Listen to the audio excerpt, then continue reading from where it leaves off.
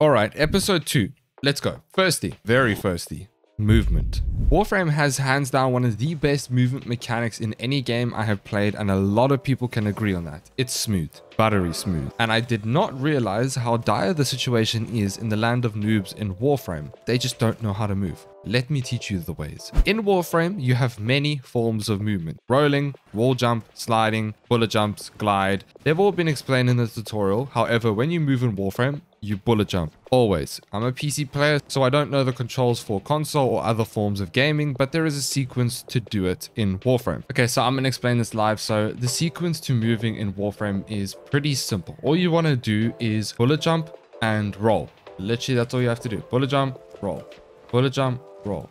Now, this is just pretty much the main way of moving in Warframe, and the reason why I'm talking about this is because I have seen so many noobs literally just walk like this in their missions, and it takes really long. Also, bullet jumping and stuff like that and rolling really helps you to dodge bullets, and you can kind of get used to the movement as you play and stuff like that. But another thing that I want to talk about is if you want to slightly increase the speed and fluidity of how you move, all you have to do is add an extra step, which is bullet jump, jump, and roll. So you bullet jump, jump, and roll like that, and you kind of just keep doing that. This can, if you practice it, be a lot faster. You can even go from a bullet jump, jump, roll into a slide like this. That too also works. As you can see, it's just a very nice and smooth movement, and that is something that's really important to know. That's why I wanted to quickly talk about it. Great, now that I've explained movement, now you can move like a pro and get through missions faster and dodge more bullets. Learning movement in Warframe will make your experience a lot better. That is why I chose to talk about it first. Moving on to the next thing, which is crafting. In the previous episode, we went over the foundry and resources. Now let's actually dive into how you are going to start crafting your first few weapons and getting your hands on your first frame. So remember how I explained how you get blueprints in the beginning of Warframe? If you head over to your arsenal, you can see that the first few weapons, if you are like MR1, will have credits above them instead of platinum. These are the starter weapons of Warframe, and you should get each of them because these weapons are the easiest way to get your first handful of master ranks and just get easy MR points. These weapons don't require any crafting times, they are instant. So as you start playing some missions, you will gain some credits and then you can buy these weapons. Alternatively, if you want to craft the weapons, which is the main way of making your weapons in Warframe, like I explained in episode 1, you could buy the blueprints for credits and then you can head over to the foundry and then you can see the respective resources needed to craft these weapons or frames. And of course, the lovely crafting time. Get the starter weapons that cost credits first. Level them up, and then obviously do your master rank tests if you eventually get enough. And once you've gathered enough weapons and warframes, you will run into this next little obstacle: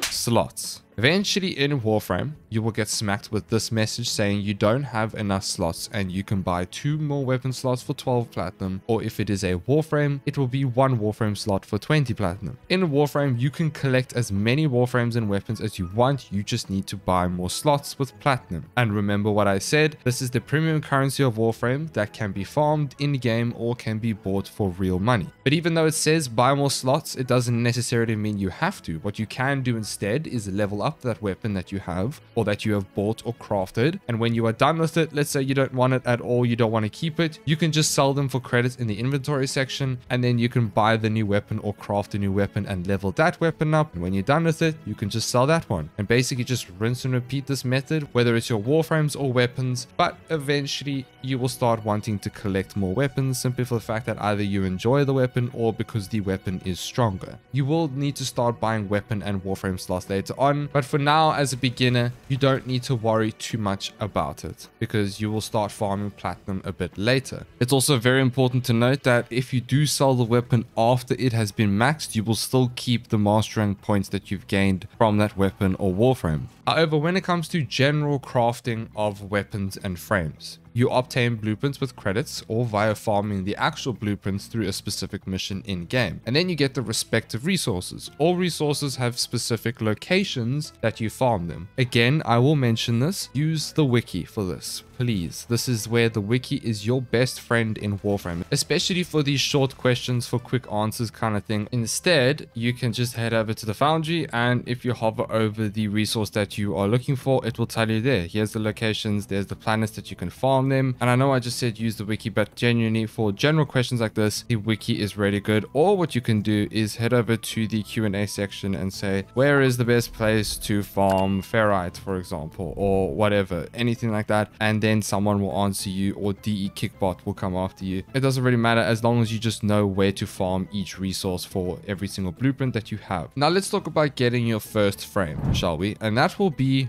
Rhino.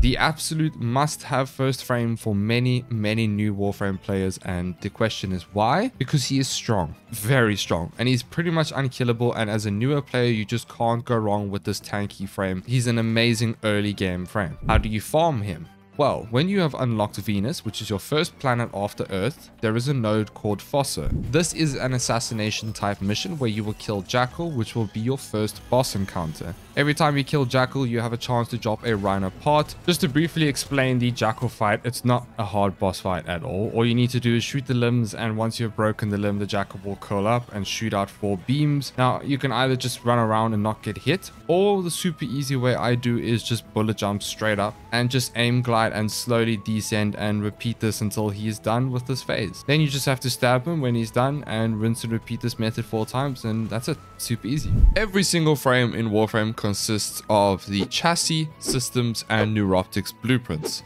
And then of course the blueprints for the actual frame. So you'll need 4 parts in total for every frame. You can get Rhino's blueprint from the market for credits, and then you can farm the parts from Jackal. You can get Rhino really early on in the game, and I would recommend building him first. Now, like Venus having Rhino at Fossa, as you progress in Warframe, the other planets will also have certain frames that you can farm through the assassination node type. So this is not super important, but it's just good to know.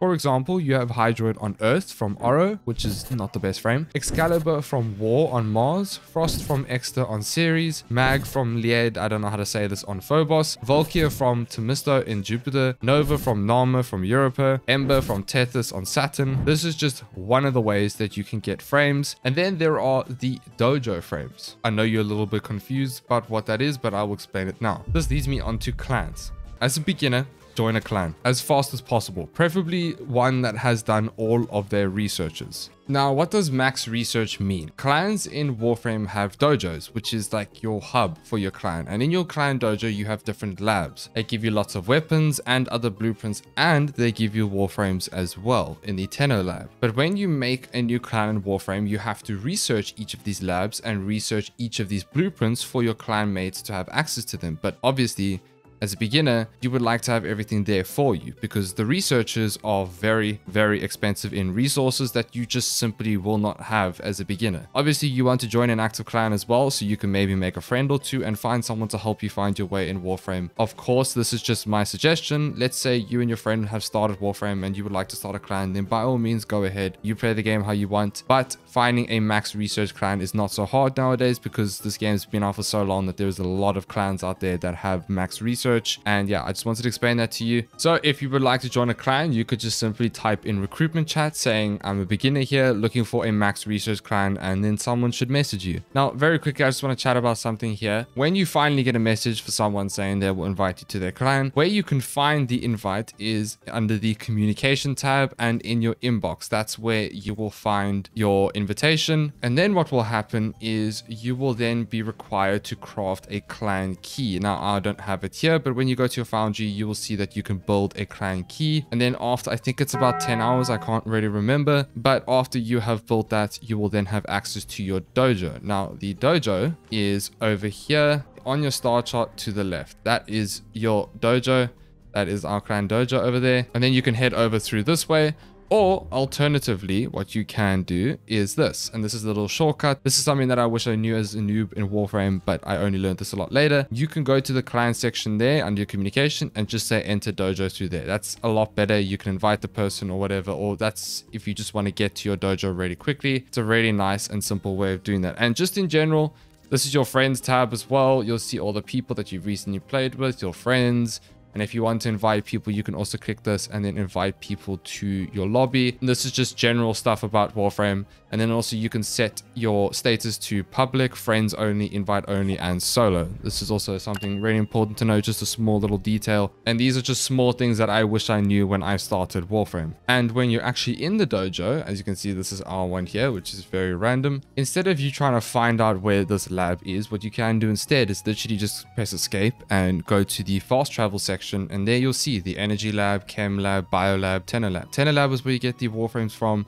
And then the rest give you a whole bunch of other things. You don't need to worry about these too much. That comes later on in the game. So that's how you can fast travel to the labs and get access to a lot more blueprints and a lot more frames as well. And very important things that you need, especially when you are busy leveling up in Warframe. But the most important thing about clans is clans allow you to trade. This is the main way of trading. How trading works in Warframe is you need to have a clan with a dojo and a trading station in the dojo. Whenever you do trading in Warframe, you will invite the person into your party and head over to your dojo to do the trade at the trading station. This is where you sell items, mods, frames, etc, etc to make platinum. Now, just a quick note, as this may confuse some beginners, you cannot trade normal Warframes and weapons, barring a few exceptions. You can only trade primed Warframes and weapons, mods and arcanes and so on. Now, I haven't mentioned primed Warframe weapons before, nor arcanes, and I know it may seem a little bit confusing and overwhelming, but just don't worry about this too much. I just want to explain the basis of this to you, and in the future episodes it will all make sense. I know I'm saying that a lot in these videos where I'm saying, oh, don't worry, but genuinely, as you progress with these episodes, it will make a lot more sense. All you need to know is that dojo allows you to trade. I will fully explain trading and primed variants later on. Also, do not forget to do your two-factor authentication to allow you to actually trade in Warframe. Trading, like I said, is the main way of making platinum in Warframe unless you pull out the plastic rectangle. You can also trade through another way, through Maru's Bazaar, but